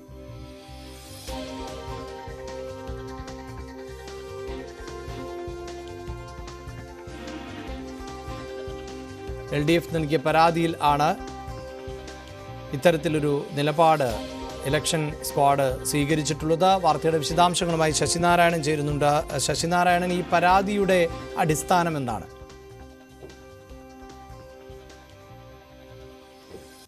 ആന്റോണിയുടെ തെരഞ്ഞെടുപ്പുമായി പ്രചരണവുമായി ബന്ധപ്പെട്ട് LDF നൽകിയ പരാതിയിലാണ് ഇപ്പോൾ ഒരു നടപടി ജില്ലാ ഭരണാധികാരി കൂടിയായ കളക്ടർ നടപടി എടുത്തിട്ടുള്ളത്. അത് പ്രധാനമായും LDF ഉന്നയിച്ച പരാതി എന്ന് പറയുന്നത് ആന്റോണിയുടെ വികസന ഫണ്ടിൽ നിന്ന് നിർമ്മിച്ച ബസ് കാത്തിരിപ്പ് കേന്ദ്രങ്ങളും അതുപോലെ തന്നെ ഈ 4G ടവറുകളും ഒക്കെ ആന്റോണിയുടെ പേരും ചിത്രങ്ങളും വെച്ച് നേരത്തെ ഇത്തരത്തിലുണ്ടായിരുന്നു. അപ്പൊ അതെല്ലാം മറയ്ക്കണമെന്നൊരു ആവശ്യം കൂടി LDFന്റെ തെരഞ്ഞെടുപ്പ് കമ്മിറ്റി ആവശ്യപ്പെട്ടു. അത്തരത്തിലാണ് ഒരു പരാതി നൽകിയത്. കാരണം ഈ തെരഞ്ഞെടുപ്പ് പ്രചരണ സമയത്ത് ഇത് വോട്ടർമാരെ സ്വാധീനിക്കാൻ സാഹചര്യമുണ്ട് എന്നുള്ള വിലയിരുത്തലിന്റെ ഭാഗമായിട്ടാണ് LDF പരാതി നൽകിയത്. ഈ ആന്റോണിയുടെ റോഡ് സൈഡ്, ഈ മണ്ഡലങ്ങളിലൊക്കെ വെച്ചിരിക്കുന്ന റോഡ് സൈഡിലെ ബസ് സ്റ്റോപ്പിൽ വെച്ചിട്ട് വെയിറ്റിംഗ് ഷെഡിന്റെയും അതുപോലെ തന്നെ 4G ടവറുകളുടെയും പേരും ഫോട്ടോയും മറയ്ക്കണമെന്നുള്ള ആവശ്യം നേരത്തെ ആവശ്യപ്പെട്ടു. അതിന്റെ ഭാഗമായിട്ടാണ് ഇപ്പോൾ ജില്ലാ ഭരണാധികാരി ഈ ഇത്തരം ബോർഡുകൾ നീക്കം ചെയ്യാനും മറയ്ക്കാനുമുള്ള നിർദ്ദേശം നൽകിയിരിക്കുന്നത്. അത് പ്രധാനമായും ഇലക്ഷൻ സ്ക്വാഡാണ് കളക്ടറുടെ നിർദ്ദേശപ്രകാരം ഇത്തരം ബോർഡുകൾ മറയ്ക്കാനുള്ള നടപടികൾ സ്വീകരിച്ചിട്ടുള്ളത്. ഇതിന് ചെലവാകുന്ന പണം ആന്റോയുടെ തെരഞ്ഞെടുപ്പ് ചെലവിൽ നിന്നും വകയിരുത്താനും നിർദ്ദേശമുണ്ട്. എന്തായാലും മണ്ഡലത്തിലെ 63 ബസ് കാത്തിരിപ്പ് കേന്ദ്രങ്ങളും 20 4G ടവറുകളിലെയും. ശശിനാരായണൻ, ഇത് നേരത്തെ മുതൽ ഉള്ള ചിത്രങ്ങൾ ആണോ, പേരും ചിത്രവുമാണോ? അഭിലാഷ്, നേരത്തെ ഈ MPയുടെ ആസ്തി വികസന ഫണ്ടിൽ നിർമ്മിച്ച ബസ് സ്റ്റോപ്പുകളും കാത്തിരിപ്പ് കേന്ദ്രങ്ങളാണ്. അത് നേരത്തെ ഉള്ളതാണ്. ബസിന്റെ ഇത്തരം ടൗണുകളിലും നഗരത്തിലും ഒക്കെ വെച്ചിട്ടുള്ളതാണ്. പക്ഷെ അതിനെതിരെ ഒരു പരാതി വോട്ടർമാരെ സ്വാധീനിക്കുന്ന ഒരു കാര്യം എന്ന നിലയ്ക്കാണ് LDF പരാതി നൽകിയത്. ആ പരാതിയുടെ അടിസ്ഥാനത്തിലാണ് ജില്ലാ ഭരണാധികാരി ഇത്ര ഒരു തീരുമാനം എടുത്തിട്ടുള്ളത്. ഇത് മറയ്ക്കണമെന്നുള്ള നിർദ്ദേശം മുന്നോട്ട് വെച്ചിട്ടുണ്ട്. അത് മറച്ചില്ലെങ്കിൽ ഒരുപക്ഷെ ഞങ്ങളും തോമസ് ഐസക്കിന്റെ ഈ ബോർഡുകൾക്ക്, ഈ ബസ് കാത്തിരിപ്പ് കേന്ദ്രത്തിന്റെ എതിർ ദിശയിൽ തോമസ് ഐസക്കിന്റെ ഫ്ലക്സ് ബോർഡുകൾ വെക്കും എന്നൊരു കാര്യം കൂടി LDF മുന്നോട്ട് വെച്ചിരുന്നു. എന്തായാലും ഇപ്പോൾ LDF നൽകിയ പരാതിയിൽ ഈ ബസ് കാത്തിരിപ്പ് കേന്ദ്രങ്ങളിലെ ആന്റോണിയുടെ പേരും ചിത്രങ്ങളും മറയ്ക്കാനുള്ള നിർദ്ദേശമാണ് തെരഞ്ഞെടുപ്പ് ഭരണാധികാരി നിർദ്ദേശിച്ചിട്ടുള്ളത്. അതിന്റെ അനുസരിച്ച് ഇലക്ഷൻ കോഡിനാണ് നിർദ്ദേശം നൽകിയിട്ട് അത് ഇപ്പോൾ നടപടി ആരംഭിച്ചിട്ടുണ്ട്. 63 ബസ് കാത്തിരിപ്പ് കേന്ദ്രങ്ങളിലെയും 20 4G ടവറുകളുടെയും പേരുകളും ചിത്രങ്ങളും മറയ്ക്കാനാണ് നിർദ്ദേശമുള്ളത്. അഭിലാഷ്, വാർത്തയുടെ വിശദാംശങ്ങളാണ് ശശിനാരായണൻ നൽകിയത്. കേരളത്തിലെ JDS നേതാക്കളുടെ ചിത്രവുമായി കർണാടകയിലെ BJP സ്ഥാനാർത്ഥിയുടെ പോസ്റ്റർ പുറത്തുവന്നത് വിവാദമാകുന്നു. ഇന്നലെ മുതൽ സോഷ്യൽ മീഡിയയിൽ പ്രചരിക്കുന്ന ഈ ചിത്രം വ്യാജമാണ് എന്നാണ് കേരളത്തിലെ നേതാക്കളുടെ നിലപാട്. JDS സംസ്ഥാന അധ്യക്ഷൻ മാത്യു ടി തോമസ് വ്യാജ പോസ്റ്ററിന് എതിരെ രംഗത്തെത്തി. രാഷ്ട്രീയ എതിരാളികളാണ് പ്രചാരണത്തിന് പിന്നിൽ എന്ന് മാത്യു ടി തോമസ് ആരോപിച്ചു. കർണാടകത്തിലെ ഒരു BJP സ്ഥാനാർത്ഥിക്ക് വേണ്ടി പുറത്തിറങ്ങിയ പ്രചരണ പോസ്റ്ററിൽ കേരളത്തിൽ നിന്നുള്ള എൻ്റെയും ബഹുമാനപ്പെട്ട വൈദ്യുതി വകുപ്പ് മന്ത്രി ശ്രീ K. കൃഷ്ണൻകുട്ടിയുടെയും ചിത്രങ്ങൾ ചേർത്തിരിക്കുന്നു എന്ന തരത്തിൽ നവമാധ്യമങ്ങളിൽ വലിയ പ്രചരണം നടക്കുകയാണ്. ഒരു BJP സ്ഥാനാർത്ഥിക്കും ഞങ്ങളുടെ ചിത്രങ്ങൾ ചേർത്ത് പോസ്റ്റ് അടിക്കുവാനുള്ള അനുവാദം നൽകിയിട്ടില്ല. എന്നാൽ അതേസമയം തന്നെ ഞങ്ങളുടെ ചിത്രങ്ങൾ ഉപയോഗിച്ചാൽ വോട്ട് കിട്ടും എന്ന ഒരു ധാരണ കർണാടകത്തിലെ ഏതെങ്കിലും സ്ഥാനാർത്ഥിക്ക് ഉണ്ടാകും എന്ന് ഞങ്ങൾ വിശ്വസിക്കുന്നുമില്ല. അതുകൊണ്ട് നവമാധ്യമങ്ങളിൽ പ്രചരിക്കുന്ന പോസ്റ്റർ കൃത്രിമമായി സൃഷ്ടിച്ചതാണ് എന്ന് ഞങ്ങൾ കരുതുന്നു. വാശിയേറിയ പ്രചാരണത്തിലൂടെ പരമാവധി വോട്ടുകൾ പെട്ടിയിലാക്കാനുള്ള കഠിന പ്രയത്നത്തിൽ ആണ് എല്ലാ രാഷ്ട്രീയ പാർട്ടികളും. ഭാഷയും ഭക്ഷണവും വിശ്വാസവും ഒട്ടായി മാറുന്ന തെരഞ്ഞെടുപ്പ് കാലത്ത് ആലപ്പുഴ ഗുജറാത്തി സ്ട്രീറ്റിൽ നിന്നുള്ള ചില കൗതുക കാഴ്ചകൾ കാണാം.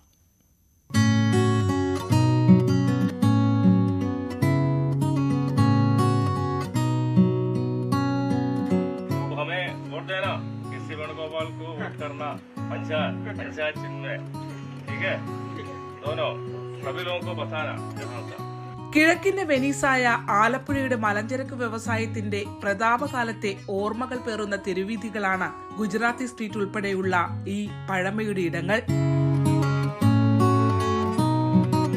നഗരം നിർമ്മിച്ച രാജാ കേശവദാസ് തന്നെ നേരിട്ട് ക്ഷണിച്ച് ആലപ്പുഴയിലേക്ക് എത്തിയ കുടുംബങ്ങൾ. നാടിന്റെ വ്യാവസായിക രംഗത്ത് ഒരു കാലത്ത് അവർ നിർണായക ശക്തിയായിരുന്നുവെന്ന് മാത്രമല്ല, വിരുന്നുകാരായി എത്തി വീടുകളും ക്ഷേത്രവും സ്കൂളും ഉൾപ്പെടെ നിർമ്മിച്ച് വെനീസിന്റെ തീരത്തവർ ഒരു കുഞ്ഞു ഗുജറാത്ത് തന്നെ സൃഷ്ടിച്ചു.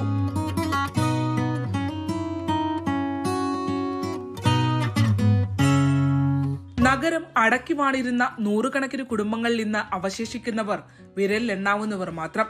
ജന്മം കൊണ്ട് കുടിയേറി വന്നവരാണെങ്കിലും നാടിന്റെ വളർച്ചയിൽ നിർണായക ഏട് കുറിച്ച അവർക്കും ആലപ്പുഴയുടെ തിരഞ്ഞെടുപ്പ് ചരിത്രത്തിൽ വ്യക്തമായ പങ്കുണ്ട്. ഒന്ന് വായിച്ചു തരുമോ?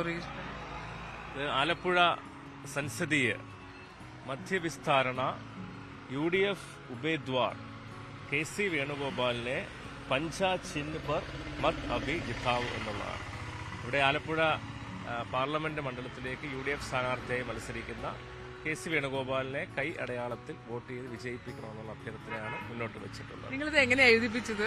ലാംഗ്വേജ് എങ്ങനെയാണ്? ഗുജറാത്തികളിൽ നിന്ന് തന്നെ എഴുതി വാങ്ങിയിട്ട് നമ്മൾ എഴുതുന്നവർക്ക് കൊടുക്കുകയായിരുന്നു. അപ്പോൾ അവരത് സംശയങ്ങളെല്ലാം അവരെഴുതി കാണിച്ച് ഉറപ്പുവരുത്തിയ ശേഷമാണ് ഈ ഭിത്തിയിലേക്ക് എഴുതിയിട്ടുള്ളത്. കാരണം ഒരു ഭാഷ നമ്മൾ എഴുതുമ്പോൾ അതിന് കൃത്യത വേണമല്ലോ. ഡച്ച് സ്ക്വയറിലെ ഗുജറാത്തി ഭാഷയിലുള്ള ഈ ചുവരെഴുത്ത് കേവലം ഒരു രാഷ്ട്രീയ പ്രചാരണ ആയുധം മാത്രമല്ല, വന്നു താമസമാക്കിയ അതിഥികളെ അവരുടെ തനിമയിൽ തന്നെ അംഗീകരിച്ചുകൊണ്ടുള്ള ഒരു അറിയിപ്പ് കൂടിയാണ്.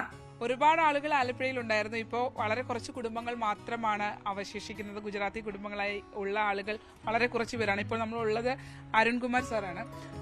ഈ കഴിഞ്ഞ സ്ട്രീറ്റിൽ എഴുതിയിട്ടുണ്ടായിരുന്നു നിങ്ങളുടെ ഭാഷയിൽ തെരഞ്ഞെടുപ്പ് പ്രചരണത്തിന് വേണ്ടിയുള്ള കാര്യങ്ങൾ എഴുതിയിട്ടുണ്ട്. അത് കണ്ടപ്പോൾ എന്ത് തോന്നി? ഒരു ഗുജറാത്തിൽ എഴുതിയിരുന്നു. അതെ, അത് ജയിപ്പിക്കണം, വേണുഗോപാലിനെ ജയിപ്പിക്കണം എന്ന് പറഞ്ഞ് ഞങ്ങളുടെ ഗുജറാത്തിൽ വെച്ചിരുന്നത്. മലയാളം നന്നായി അറിയില്ലേ? അറിയാം. അപ്പൊ ഈ ഗുജറാത്തി ഭാഷയിൽ എഴുതിയത് കണ്ടപ്പോ എന്ത് തോന്നി? ഗുജറാത്തി ഭാഷയ്ക്ക് എല്ലാവർക്കും വായിക്കാനും ഒത്തു. എല്ലാവർക്കും ഗുജറാത്തി മലയാളം അറിഞ്ഞിടത്തോർക്ക് വായിക്കാൻ ഒത്തു. വായിക്കാൻ കഴിഞ്ഞു. എല്ലാവരും വോട്ട് ചെയ്യാനൊക്കെ പോകുന്ന ആളുകളാണോ ഇവിടെ? എല്ലാവരും വോട്ട് ചെയ്യുന്ന ആളാണ്. എത്ര നാളായി ഇവിടേക്ക് വന്നിട്ട്? എത്ര നാളായി നിങ്ങളുടെ ഫാമിലി ഇവിടെ എത്തിയിട്ട്? എത്ര കാലായി? ഒരുപാട് കാലായി അല്ലേ? കല്യാണത്തിൽ 47 years ആയി ഇവിടെ വന്നിട്ട്. മലയാളം നന്നായി പഠിച്ചു? കുറച്ചറിയാം. മക്കളൊക്കെ എവിടെ? ഇപ്പോ ഒരു ബേബി ഉണ്ട്, അത് ബോംബെ കല്യാണാക്കി, ബോംബെയിലാണ്. വ്യാവസായിക മേഖല തകർന്നതോടെ ഇവരിൽ പുതുതലമുറ പൂർണ്ണമായും ഗുജറാത്ത്, മഹാരാഷ്ട്ര എന്നിവിടങ്ങളിലേക്ക് മടങ്ങി. 34 കുടുംബങ്ങളിലായി 100ഓളം വോട്ടുകൾ മാത്രമാണ് ഇപ്പോൾ ഉള്ളത്. പലരുടെയും സ്ഥിതി മോശമാണ്. അക്കാര്യങ്ങൾ വോട്ട് ചോദിച്ചെത്തുന്നവരുടെ മുന്നിൽ തുറന്നു പറയാനും അവർ മടിക്കുന്നില്ല. വോട്ട് ചോദിച്ചു വരുന്നവരോട് പറയാൻ എന്താവശ്യമുള്ളത് ഇത്തവണ? ആവശ്യമുണ്ടെങ്കിൽ ആ റോഡ് മാത്രമേ ഉള്ളൂ ഇപ്പൊ ചെയ്യാനുള്ളത് നമുക്ക്. സുഗന്ധവ്യഞ്ജന വ്യാപാരവുമൊക്കെയായി വർഷങ്ങളായി ആലപ്പുഴയിൽ സ്ഥിരതാമസമാക്കിയിട്ടുള്ളവരാണ് ഗുജറാത്തി സ്ട്രീറ്റിലുള്ളവർ. എല്ലാവർക്കും മലയാളം നന്നായി അറിയാം. പക്ഷേ തിരഞ്ഞെടുപ്പ് കാലത്ത് സമ്മതിദായകന് ഏറ്റവും പ്രിയപ്പെട്ടത് നൽകി അവന്റെ ഇഷ്ടം നേടുക എന്ന തന്ത്രം കൂടി എനിക്ക് പിന്നിലുള്ള ഈ ചുവരെഴുത്തിലുണ്ട്. ക്യാമറമാൻ പ്രശാന്ത് മംഗലശ്ശേരിക്കൊപ്പം ആലപ്പുഴയിൽ നിന്നും ശരണ്യ സ്നേഹജൻ, ന്യൂസ് 18. കാസർഗോഡ് പാർലമെന്റ് മണ്ഡലത്തിൽ 100% വിജയപ്രതീക്ഷയെന്ന് NDA സ്ഥാനാർത്ഥി ML അശ്വിനി. മണ്ഡലത്തിൽ മുന്നണിക്ക് വലിയ മുന്നേറ്റം ഉണ്ടാക്കാൻ സാധിച്ചിട്ടുണ്ട്. വിജയിച്ചാൽ പ്രധാനമന്ത്രിയുടെ ഗ്യാരണ്ടി മണ്ഡലത്തിൽ പ്രാവർത്തികമാക്കും എന്നും അശ്വിനി ന്യൂസ് 18നോട് പറഞ്ഞു. NDA സ്ഥാനാർത്ഥി ML അശ്വിനിയാണ് ന്യൂസ് 18നോടൊപ്പം ചേരുന്നത്. എന്തായാലും തെരഞ്ഞെടുപ്പ് വിശേഷം അവരോട് തന്നെ ചോദിക്കാം. എന്താണ് വിജയപ്രതീക്ഷ എത്രത്തോളം ഉണ്ട്? 100% വിജയപ്രതീക്ഷമാണ്. എന്താണ് അതിനുള്ള ഒരു ഘടകം? ബിക്കോസ് നമുക്ക് 2014 ശേഷം നരേന്ദ്രമോദിജി വളരെ നിരവധി സ്കീംസ് കൊണ്ടുവന്നിട്ട് നടപ്പിലാക്കിയിട്ട് സക്സസ്ഫുൾ ആയിട്ടുണ്ട്. അതേപോലെ നമ്മൾ കാസർഗോഡ് ഡിസ്ട്രിക്ട് നോക്കിക്കഴിഞ്ഞെങ്കിൽ പിന്നോക്കാണ് ഡെവലപ്മെൻറ്റ്സിൽ. സോ കുറേ സ്വപ്നങ്ങളുണ്ട് സഫലമാവാൻ വേണ്ടിയിട്ട്. അങ്ങനെ കുറേ ആൾക്കാർ വെയിറ്റ് ആക്കുന്നുണ്ട്. സോ ഈ പ്രാവശ്യം അവരെല്ലാവരും തീർച്ചയായിട്ടും NDA സ്ഥാനാർത്ഥിയായിട്ടുള്ള അശ്വിനി താമര ചിഹ്നക്ക് വോട്ട് ചെയ്യും.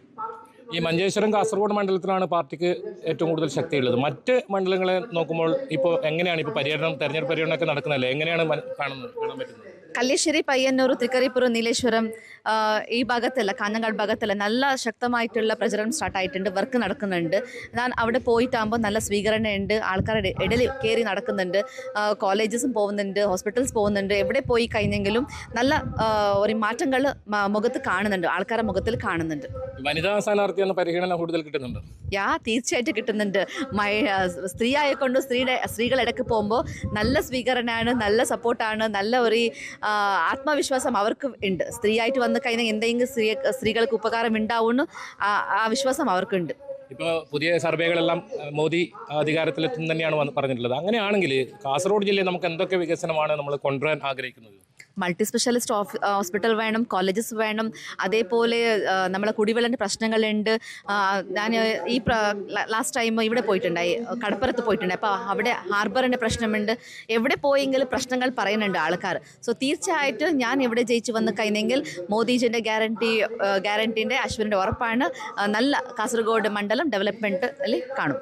ഈ UDF പ്രധാനമായി ആരോപിക്കുന്നത് LDFും BJPയും തമ്മിൽ ഒരു അന്തർധാരയുണ്ട് എന്നാണ്.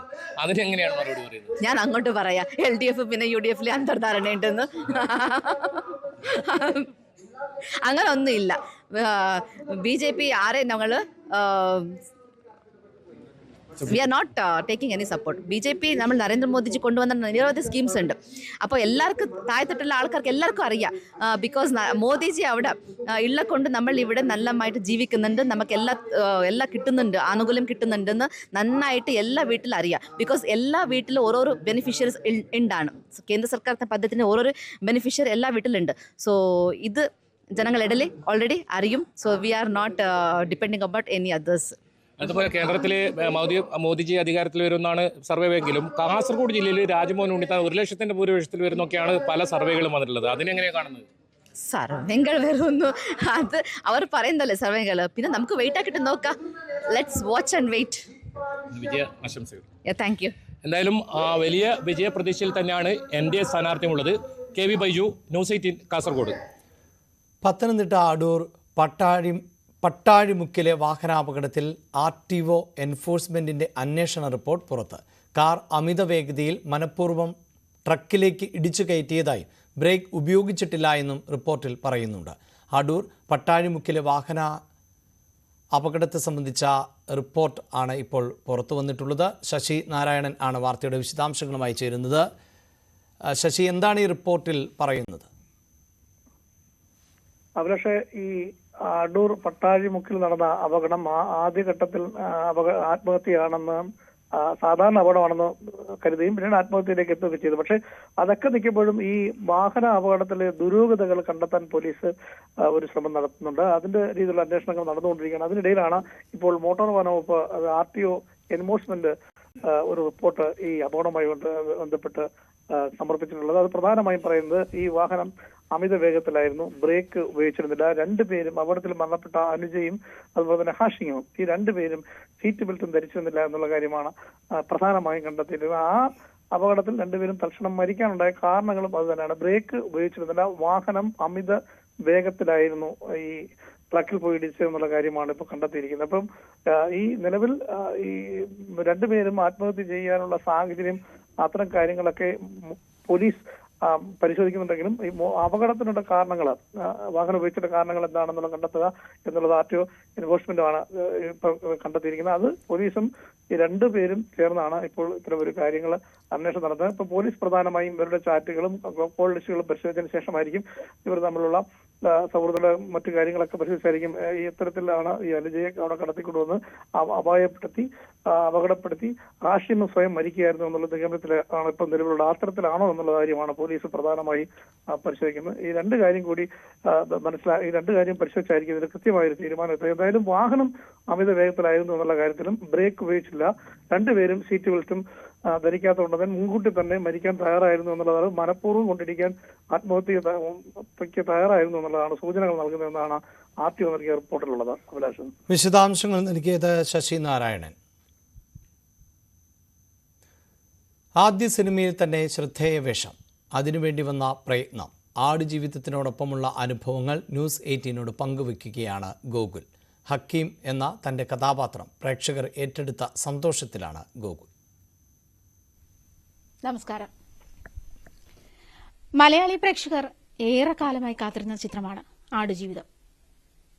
നോവലിന്റെ വിഷ്വലൈസേഷൻ എങ്ങനെയുണ്ട്, കഥാപാത്രങ്ങൾ എങ്ങനെയുണ്ട് എന്നൊക്കെ അറിയാൻ ഏറെ ക്യൂരിയോസിറ്റിയോടെ കാത്തിരുന്ന ഒരു ചിത്രം. ആ ചിത്രത്തിൽ ആദ്യ സിനിമയുടെ ഒരു ബാരിയറുമില്ലാതെ തന്റെ കഥാപാത്രത്തെ അതിമനോഹരമാക്കിയ ഒരു ചെറുപ്പക്കാരനുണ്ട്, ഗോകുൽ. ഹക്കീം എന്ന കഥാപാത്രത്തിലൂടെ മലയാളിയുടെ മനസ്സ് പിടിച്ചുകുലുക്കിയ ആ നടനിലേക്ക് അദ്ദേഹമാണ് ഇന്ന് നമ്മോടൊപ്പം. സ്വാഗതം. ആദ്യ ചിത്രമാണ്, ഒരു മലയാളികൾക്ക് പരിചിതമായ ഒരു നോവലിലെ പരിചിതനായ ഒരു കഥാപാത്രവുമാണ്. എങ്ങനെയാണ് അതിനെ ഉൾക്കൊണ്ടത്? ഹക്കീം എന്നുള്ള ഒരു കഥാപാത്രം നമ്മളെല്ലാവരും ആടുജീവിതം വായിച്ച നെഞ്ചിലേറ്റിയ എല്ലാവരും, മലയാളികളാവട്ടെ അത് ഇംഗ്ലീഷ് പരിഭാഷ വായിച്ചവരാവട്ടെ എല്ലാവർക്കും ഒരു നനവായിട്ട് എപ്പോഴും നിൽക്കുന്ന ഒരു കഥാപാത്രമാണ് ഹക്കീം എന്നുള്ളൊരു കഥാപാത്രം. അപ്പോൾ വായിച്ച ഇത്രയധികം ആളുകളുടെ കൂട്ടത്തിൽ ഒരാൾ ആയിരുന്നു ഞാനും. ആ കഥ വായിച്ചിട്ട്, ആ നോവൽ വായിച്ചിട്ട് വിഷമത്തോടുകൂടി ഇരുന്ന ഒരാളാണ് ഞാനും. അപ്പോൾ അങ്ങനെ ഒരു കഥാപാത്രത്തെ ഉൾക്കൊള്ളുക അതൊക്കെ ഒരു ഭയങ്കര ചലഞ്ചിങ് ആയിട്ടുള്ളൊരു പ്രോസസ്സായിരുന്നു എല്ലാം. അതിന് വേണ്ടിയിട്ട് എല്ലാവരും എന്നെ ഹെൽപ്പ് ചെയ്തിട്ടുണ്ട്. ഇപ്പോൾ ബ്ലസ്സി സാറും രാജുവേട്ടനും ബാക്കിയുള്ള ആർട്ടിസ്റ്റുകളും ബാക്കിയുള്ള ടെക്നീഷ്യന്മാരും കൂടിയുള്ള ഓരോരുത്തരും എന്നെ ആ ഒരു കഥാപാത്രമായിട്ട് എന്നെ ഹക്കീമേ എന്നാണ് സെറ്റിലൊക്കെ എന്നെ ഹക്കീമേ തന്നെ വിളിച്ചിട്ടില്ല. ഗോകുലൊന്നും ആരും വിളിക്കാറില്ലായിരുന്നു. അപ്പോൾ അങ്ങനെ ഒരു രീതിയിൽ എല്ലാവരുടെയും ഒരു സഹകരണം ഉണ്ടായിട്ടുണ്ട്. പിന്നെ എൻ്റെതായിട്ടുള്ള രീതിയിൽ റിസർച്ചുകളും ഹോംവർക്കുകളും അവൻ്റെതായിട്ടുള്ള ബാക്ക് സ്റ്റോറികൾ എഴുതുക, പിന്നെ ചില സീനുകൾക്ക് വേണ്ടിയിട്ട് പ്രത്യേക എഫേർട്ട് ഇടുക, ഫിസിക്കലായിട്ടുള്ള ട്രാൻസ്ഫോർമേഷൻ ചെയ്യുക, ആദ്യം തടി കൂട്ടുക, പിന്നെ തടി കുറയ്ക്കുക എന്നൊക്കെയുള്ള കുറേ അധികം മെൻ്റൽ ടോള് കിട്ടുന്ന കുറേ അധികം എഫേർട്ടുകൾ. പിന്നെ മെൻ്റലി ഇവരുടെയൊക്കെ അവസ്ഥ നമ്മൾ ചിന്തിക്കുമ്പോൾ തന്നെ നമുക്ക് കുറച്ച് മെൻ്റലി കുറച്ച് കുറച്ച് വിഷമം വരുന്ന കുറച്ച് കാര്യങ്ങളുണ്ടല്ലോ. അതിനെ പറ്റിയിട്ട് തന്നെ കുറേ കാലങ്ങളായിട്ട് ചിന്തിച്ചുകൊണ്ടിരിക്കുന്ന സമയത്ത് നമുക്കുണ്ടാവുന്ന മാറ്റങ്ങൾ, അതൊക്കെ അങ്ങനെയൊക്കെ കുറേ അധികം പ്രിപ്പറേഷൻസ് ഇതിന് വേണ്ടിയിട്ട്. ഇപ്പോൾ കുളിക്കാതിരിക്കുക, അവൻ അറിഞ്ഞ കുറച്ച് കാര്യങ്ങളൊക്കെ, അവൻ അനുഭവിച്ച കുറച്ച് കാര്യം, അപ്പോൾ അങ്ങനെയൊക്കെയുള്ള കുറേ കാര്യങ്ങൾ, അത് അങ്ങനെയൊക്കെ ചെയ്തിട്ട് എക്സ്പെരിമെന്റ് ചെയ്ത് നോക്ക്. ഇങ്ങനത്തെ ഒരു കാര്യങ്ങളൊക്കെ നമുക്കറിയില്ലല്ലോ, അവനെ നമ്മൾ കണ്ടിട്ടില്ലല്ലോ എങ്ങനെയാണ്. നാം അനുഭവിക്കാത്ത ജീവിതങ്ങളൊക്കെ നമുക്ക് വെറും കെട്ടുകഥകൾ മാത്രമാണ്. അപ്പോൾ എന്നെ ഇനി സ്വർണ്ണം വെള്ളി നിരക്കുകൾ. കവിത ഗോൾഡ് ആൻഡ് ഡയമണ്ട്സ് ഇന്നത്തെ സ്വർണം വെള്ളി നിരക്കുകൾ നിങ്ങൾക്കായി സമർപ്പിക്കുന്നത്. വലിയ സ്വപ്നങ്ങൾ, വലിയ സന്തോഷങ്ങൾ, വലിയ collection. Kavitha gold and diamonds. സ്വർണം ഗ്രാമിന് 6265 രൂപ, പവൻ 50,120. 18 ക്യാരറ്റ് ഗ്രാമിന് 52,240 രൂപ, പവൻ 41,920 രൂപ. വെള്ളി ഗ്രാമിന് 80, kilo 80,000. Kavitha gold and diamonds ഇന്നത്തെ സ്വർണം വെള്ളി നിരക്കുകൾ നിങ്ങൾക്കായി സമർപ്പിക്കുന്നത്. വലിയ സ്വപ്നങ്ങൾ, വലിയ സന്തോഷങ്ങൾ, വലിയ collection. Kavitha gold and diamonds. പകൽ വാർത്ത പൂർണ്ണമാകുന്നു. നമസ്കാരം.